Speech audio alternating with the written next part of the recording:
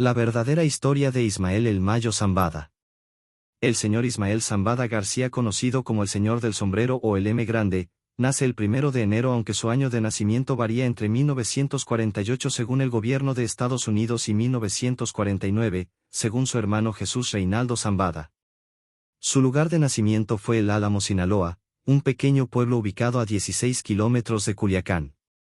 Sus padres fueron Vicente Zambada Burgos y Teresa García Mendoza. De acuerdo con algunos registros, su familia desciende de exiliados cubanos. Su padre fue comerciante y agricultor, mientras que su madre trabajó como maestra de primaria. Además, se dice que su tío estaba involucrado en el cultivo de amapola para la producción de drogas. Se sabe que el Señor del Sombrero tuvo al menos 3 hermanas y 2 hermanos, cuyos nombres son: Águeda Zambada García, con fecha de nacimiento desconocida, falleció en mayo de 2021. Ana María Zambada García.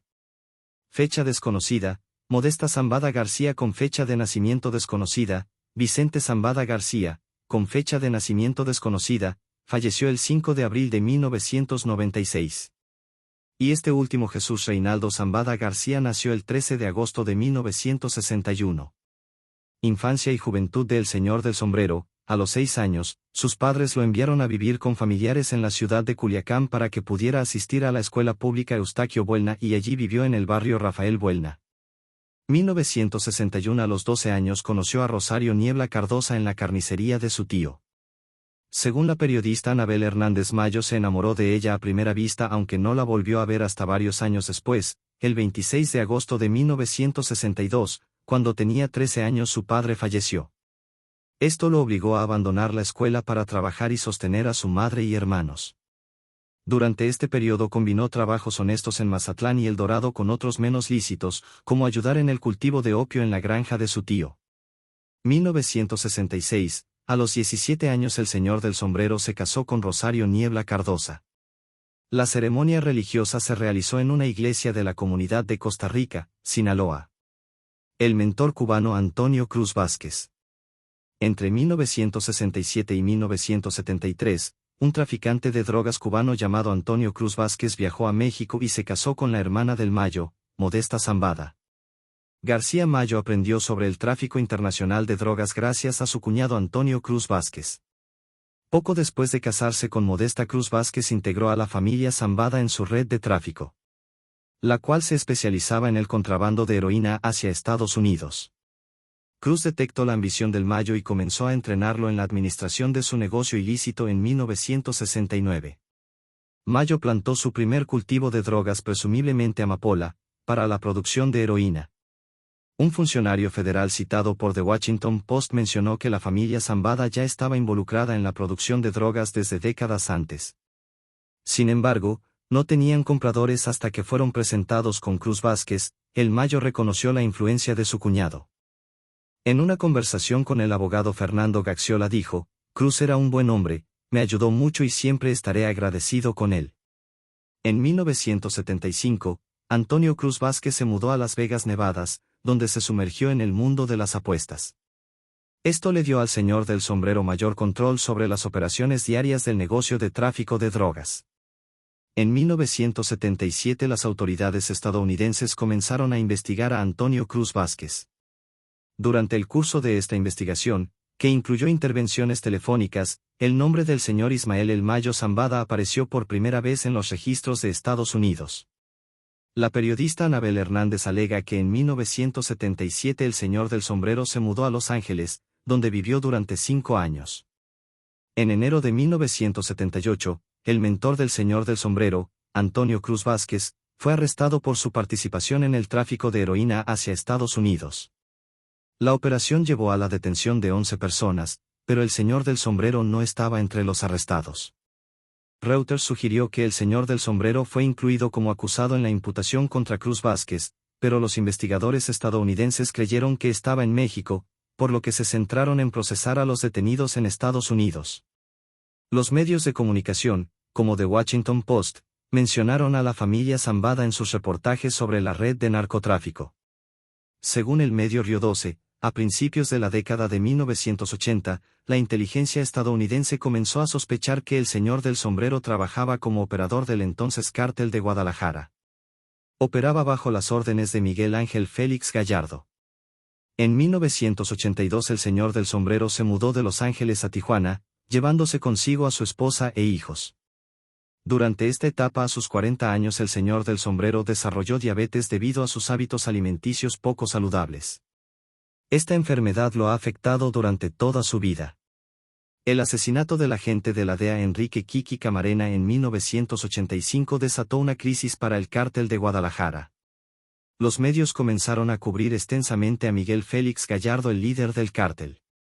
La conexión del señor del sombrero con la organización se volvió más evidente para la opinión pública. Ese mismo año, su hermano Jesús Reinaldo Zambada García, conocido como el Rey Zambada, perdió su trabajo como gerente general en una empresa de la Ciudad de México. Su despido ocurrió luego de que su empleador descubriera que su hermano el señor del sombrero estaba involucrado en el crimen organizado. En 1987 el señor del sombrero sospechó que estaba siendo robado dentro de su propia organización, por lo que le pidió a su hermano Jesús Reinaldo Zambada García, alias el Rey Zambada, que revisara las cuentas de su operación de tráfico de drogas. Rey Zambada, que tenía un título en contabilidad, rápidamente descubrió que Andrés Peraza, quien era el encargado de administrar el negocio en Estados Unidos, le estaba robando millones de dólares. También identificó que otros distribuidores estaban haciendo lo mismo.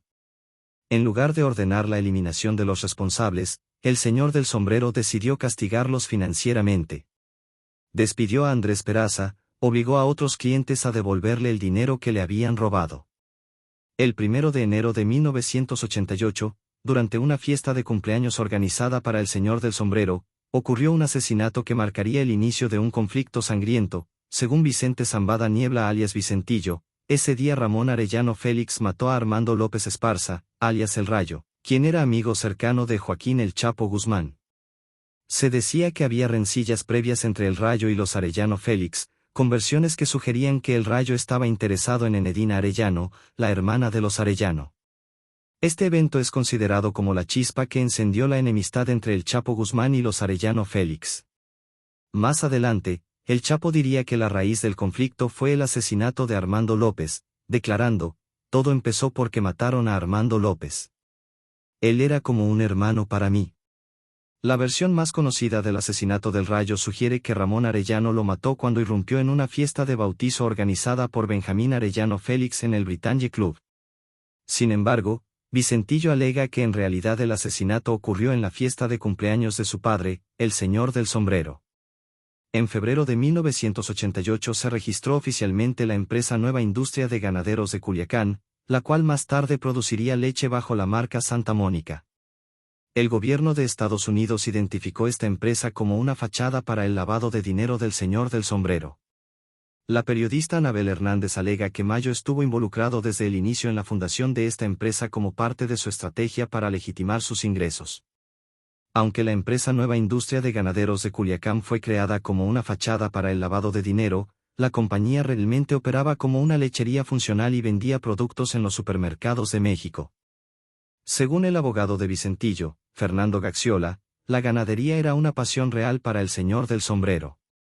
El señor Ismael Zambada está apasionado por las vacas, habla con orgullo de sus miles de cabezas de ganado premium. Con el tiempo, el periódico Noroeste, Epicenter y el especial Notiexpress de Animal Nocturno reportaron en sus notas que el señor del sombrero utilizó su influencia para monopolizar la industria lechera en Sinaloa. Después esta empresa se convirtió en la única marca de leche vendida en el estado. Colaboró con funcionarios estatales para imponer restricciones que impidieran la venta de marcas rivales como Lala, Jackie y Sello Rojo. Este fue solo uno de los muchos negocios que el señor del sombrero utilizó para lavar dinero. En las siguientes décadas expandió su portafolio a guarderías, constructoras, parques acuáticos y centros comerciales en Sinaloa. Ese mismo año el señor del sombrero conoció a Leticia Ortiz Hernández en Mexicali. Según su hijo Serafín Zambada, ellos ya se conocían desde la infancia, pues crecieron en pueblos vecinos de Culiacán. Leticia se enamoró del señor del sombrero a pesar de que él le llevaba 15 años de edad, y la pareja se mudó a Tijuana, donde vivieron rodeados de figuras clave del narcotráfico. En 1989, el máximo líder del narcotráfico en México, Miguel Ángel Félix Gallardo, fue arrestado tras su captura. El reconocido periodista Jesús Blanco Ornelas afirma que Félix Gallardo organizó una reunión secreta con los principales traficantes del país.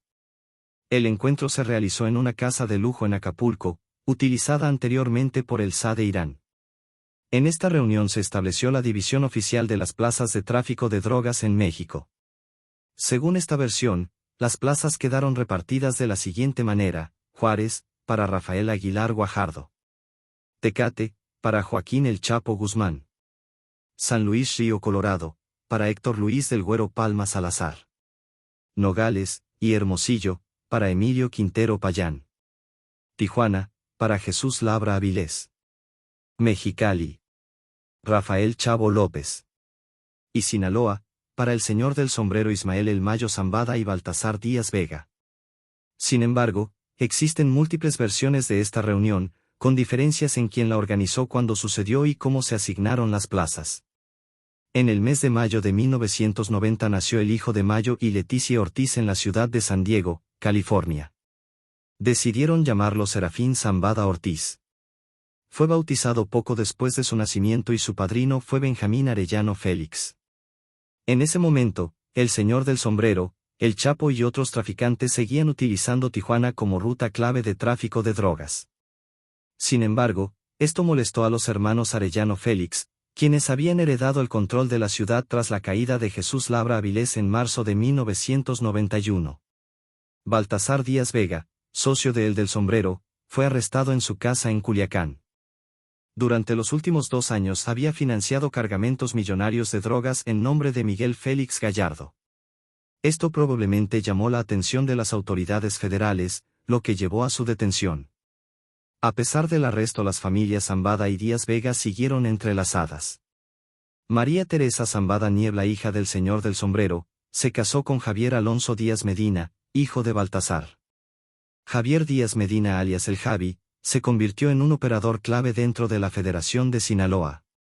Ese mismo año, los hermanos Arellano Félix intentaron imponer un impuesto a todos los traficantes que utilizaban Tijuana como ruta.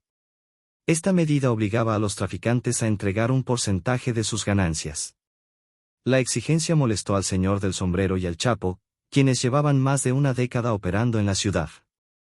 El señor del sombrero logró evitar pagar el impuesto, pero los Arellano comenzaron a llevar un registro de lo que Mayo les debía, lo que aumentó las tensiones. Este conflicto llevó a varias consecuencias.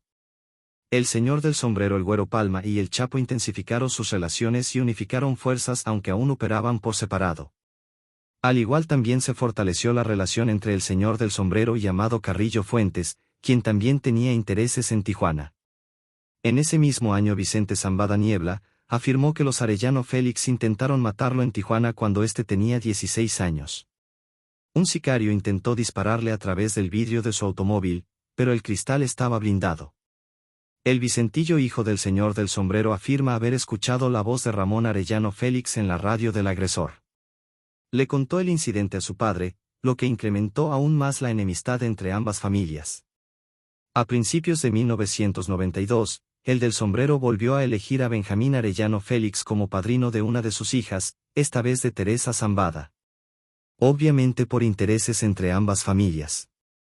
Sin embargo, las tensiones con los Arellano Félix iban en aumento, lo que obligó a el señor del sombrero a tomar medidas. Sacó a su esposa Rosario y a sus hijos de Tijuana, llevándolos de regreso a Sinaloa. También trasladó a Leticia y a sus hijos, alejándolos de la creciente amenaza. En mayo de 1992, durante la fiesta de segundo cumpleaños de Serafín Zambada, se reportó un carro bomba fuera del lugar donde se celebraba en Culiacán. La madre de Serafín insinuó que los responsables eran los hermanos Arellano Félix. Este ataque fue una clara señal de que la disputa entre el señor del sombrero y los Arellano estaba alcanzando un nivel peligroso.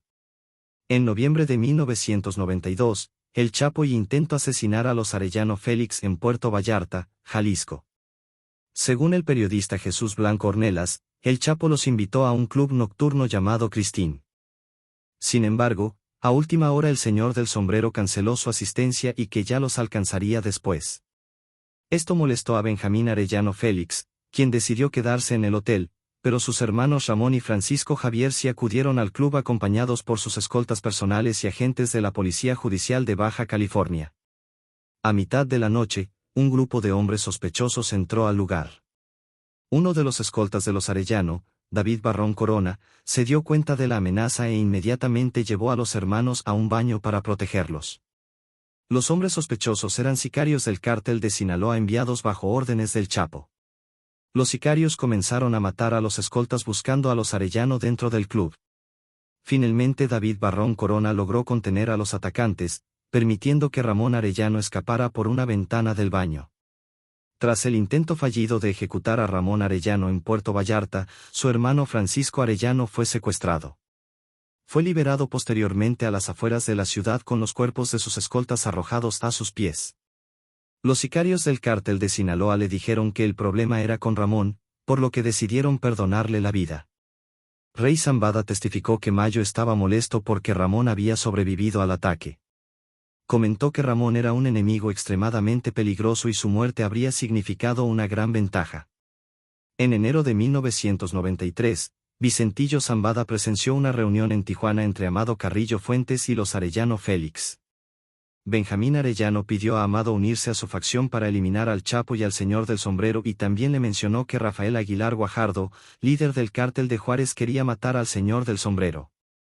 Amado respondió que el Señor del Sombrero no quería problemas y que él tampoco quería problemas con Ismael.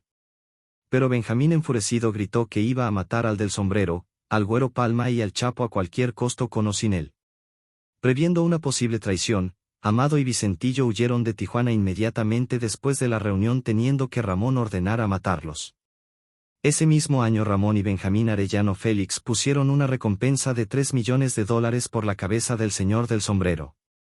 En mayo de 1993, sicarios de los Arellano Félix intentaron asesinar al Chapo en el estacionamiento del aeropuerto de Guadalajara. Se desató un enfrentamiento armado entre los atacantes y los hombres del Chapo. Durante la balacera, el cardenal y arzobispo de Guadalajara, Juan Jesús Posadas Ocampo, fue asesinado.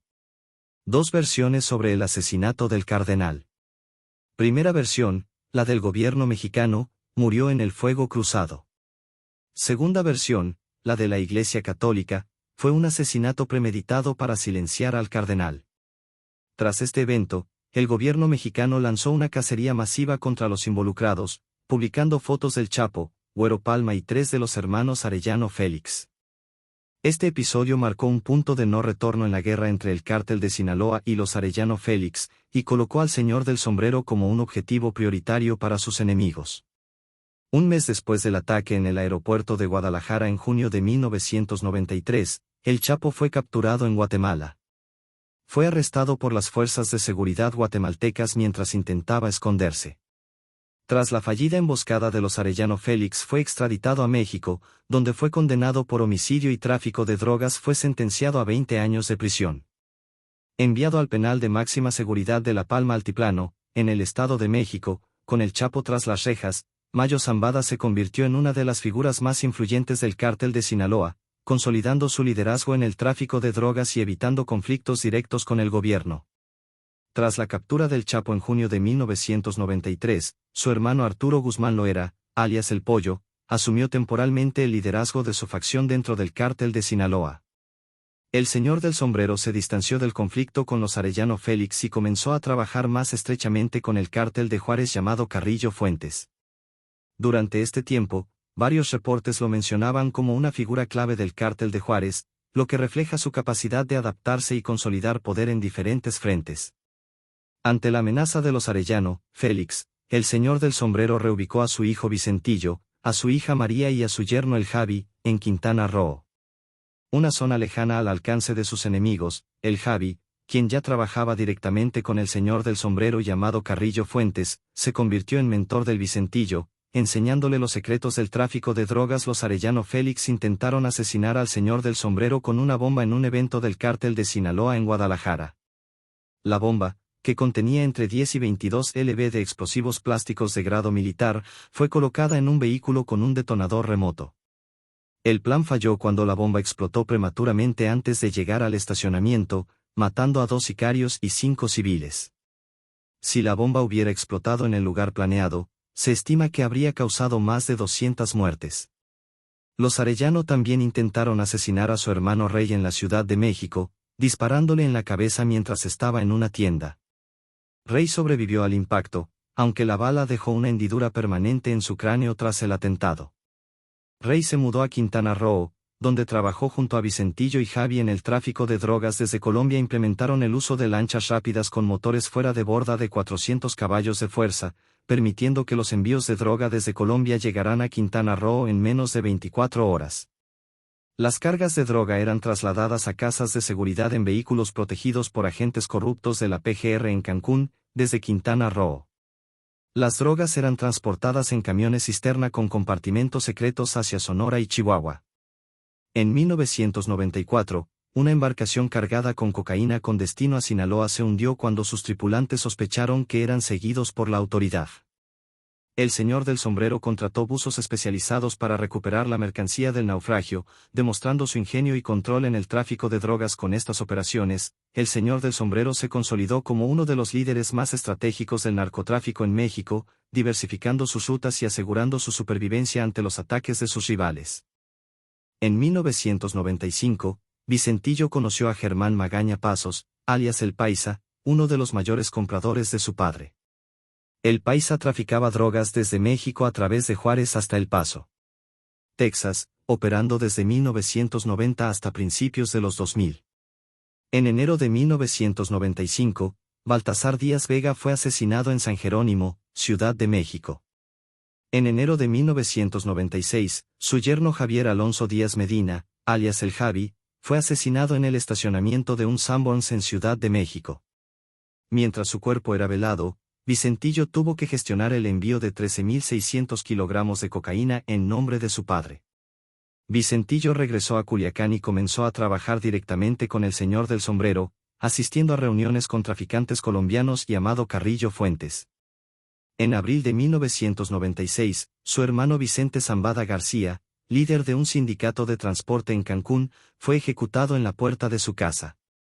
Rey Zambada testificó en el juicio del Chapo que los responsables fueron los Arellano Félix. Aunque Anabel Hernández atribuye el crimen a Luis Alberto Díaz García por una deuda, se rumorea que los arellanos le pasaron la ubicación de Vicente a Luis, lo que explicaría la creencia de Rey en su culpabilidad. El 4 de julio de 1997 Amado Carrillo Fuentes murió durante una cirugía plástica. Su hermano Vicente Carrillo Fuentes tomó el liderazgo del Cártel de Juárez, aunque algunos reportes afirman que el señor del sombrero ejerció una influencia mayor. También se menciona que la estructura del cártel cambió a un consejo de liderazgo con figuras como el Azul y los hermanos Carrillo Fuentes. Ese mismo año, Estados Unidos inició una investigación sobre el señor del sombrero por su participación en grandes negocios como la compra del 20% del grupo financiero Anáhuac GFA. Esta investigación llevó a que México emitiera una orden de arresto contra el señor del sombrero en 1997. El señor del sombrero y Vicente Carrillo Fuentes ordenaron la ejecución de Humberto Ojeda, alias Roba Chivas, un traficante rival. Se dice que el señor del sombrero desaprobaba el estilo ostentoso de la mansión que Roba Chivas estaba construyendo en Culiacán. Vicentillo organizó y ejecutó el asesinato en nombre de su padre y de los Carrillo Fuentes. Este periodo marcó un punto de inflexión en la estructura de poder del señor del sombrero, consolidando su influencia mientras enfrentaba la presión del gobierno y la violencia del narcotráfico. El señor del sombrero mantuvo negociaciones con altos mandos del ejército mexicano. En 1999, su hijo Vicentillo se reunió con el general Roberto Miranda Sánchez en Los Pinos, la residencia presidencial de México. Miranda Sánchez, jefe del Estado Mayor Presidencial EMP, le explicó que las redadas contra su familia eran resultado de la presión de Estados Unidos, pero que los pagos del señor del sombrero garantizaban su cooperación y cierto nivel de protección. Ese mismo año, el señor del sombrero organizó un encuentro con Gonzalo Insunza, alias el Macho Prieto, quien estaba generando demasiada violencia en Sinaloa, atrayendo la atención de las autoridades. Tras la intervención de El del Sombrero, el Macho Prieto aceptó reducir la violencia y empezaron a trabajar juntos. Durante esta época, el señor del sombrero también selló una alianza con Javier Torres Félix, alias el JTY Manuel Torres Félix, alias el M1, quienes se volvieron clave en sus operaciones de seguridad.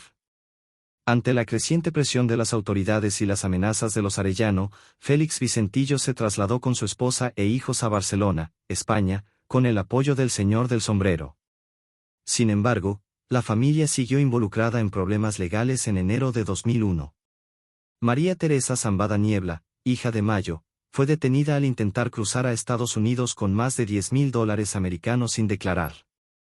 El abogado Fernando Gazziola intervino para asegurar su liberación, convirtiéndose después en un aliado legal clave para la familia Zambada. Ese mismo mes, la hermana Mónica del Rosario fue detenida por el mismo delito, pero Gazziola logró negociar la devolución de sus documentos. En febrero de 2000, Mayo ordenó el asesinato del jefe de la policía de Tijuana, Alfredo de la Torre Márquez, con Vicentillo organizando la logística desde España. El 27 de febrero, sicarios en 3 vehículos emboscaron la camioneta de la Torre disparándole 57 veces antes de que perdiera el control y se estrellara un mes después. Varios policías de Tijuana fueron arrestados por colaborar con el cártel de Sinaloa en varios homicidios, incluido el de la Torre. Ese mismo año, Serafín Zambada, su hermana Teresa y su madre Leticia Ortiz fueron atacados en Mazatlán, pero lograron escapar. Sin embargo, los sicarios mataron a los padres y 2 tíos de Leticia. Devastada, Leticia huyó con sus hijos a Arizona, donde vivieron durante 2 años. Vicentillo, por su parte, se trasladó con su familia de España a Canadá, pero los Arellano Félix lograron localizarlo, obligándolo a regresar a México. Este periodo consolidó el control de El Señor del Sombrero sobre la corrupción política y la violencia, pero también demostró la creciente vulnerabilidad de su familia. Mientras tanto, en el año 2000, Rey Zambada se estableció de manera más permanente en la Ciudad de México. Allí, junto con Arturo Beltrán Leiva, gestionaba una ruta de tráfico de drogas en nombre del cártel de Sinaloa. La operación utilizaba un hangar en el Aeropuerto Internacional de la Ciudad de México y varios almacenes donde almacenaban cargamentos de cocaína de varias toneladas en espera de ser transportados. Miembros de las fuerzas federales, trabajadores del aeropuerto y políticos corruptos participaron en esta red de tráfico. Esta ruta pudo haberse basado en una red de contrabando establecida por los hermanos Beltrán Leiva en sus días con el cártel de Juárez, o en los propios contactos de Rey en la capital donde había vivido anteriormente. El 20 de junio de 2000, las fuerzas de seguridad mexicanas llevaron a cabo una redada en uno de los ranchos del Señor del Sombrero. Irrumpiendo en la propiedad conocida como Rancho Establo Puerto Rico en el Salado, Sinaloa, Epicenter lo describe como un rancho de más de 660 hectáreas con varias cabezas de ganado, granjas de pollos, camiones, una casa de descanso con muebles y las herramientas típicas de las actividades agrícolas. Además tenía avionetas y una pista de aterrizaje. El Señor del Sombrero no fue arrestado en la redada. Pero el 23 de junio, el gobierno emitió una orden para incautar la propiedad. Sin embargo, el Señor del Sombrero logró presionar y sobornar a funcionarios para que designaran a Jesús Alfonso López Díaz, un abogado de confianza, como custodio legal de la propiedad mientras estaba bajo incautación. En diciembre de 2000, el presidente Ernesto Zedillo dejó el cargo y Vicente Fox asumió la presidencia. Ese mismo mes, Fox ordenó levantar la incautación del rancho El Salado. Vicentillo luego comentó que el cártel de Sinaloa había donado millones de dólares a las campañas de ambos principales candidatos presidenciales, por lo que sin importar quién ganara, sabíamos que estaríamos bien. El Señor del Sombrero había desarrollado un contacto clave en el gobierno, el coronel Marco de León Adams, quien trabajaba como infiltrado del cártel de Sinaloa en el equipo de seguridad presidencial de Zedillo cuando Fox asumió la presidencia. León Adams fue promovido a jefe de la seguridad personal del nuevo mandatario. Desde esa posición advertía al cártel de Sinaloa sobre las redadas planificadas para capturar al Señor del Sombrero. En algún momento del 2000 el Señor del Sombrero le dijo al Vicentillo que el Chapo pronto saldría de prisión y que ya estaban ultimando los detalles para su escape. El Chapo, quien en ese momento estaba recluido en la prisión de Puente Grande, a donde fue transferido en noviembre de 1995 desde el penal del Altiplano, comenzó a despedirse de los reclusos, anticipando su fuga inminente. Hasta aquí gran parte de la historia de el señor Ismael El Mayo Zambada, el Señor del Sombrero o el M Grande. ¿Qué opinas tú? ¿Crees que su ascenso al poder fue pura estrategia o el resultado de su habilidad para corromper y moverse en las sombras? Dale like y comparte este video.